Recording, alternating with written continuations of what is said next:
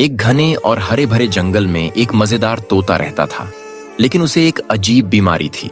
वह जरूरत से ज्यादा अंडे देता था। एक दिन खेलते खेलते वह गलती से ट्रेन की पटरी पर चला गया। घबराहट में उसने इतनी ज्यादा मात्रा में अंडे दे दिए कि पूरा रेलवे स्टेशन अंडों से भर गया। चारों ओर बस अंडे ही अंडे थे, यहां तक कि मालगाड़ी में भी अंडे भर गए। लेकिन असली परेशानी तब आई जब बेचारा तोता रोने लगा, क्योंकि किसी ने उसे सब्सक्राइब नहीं किया था।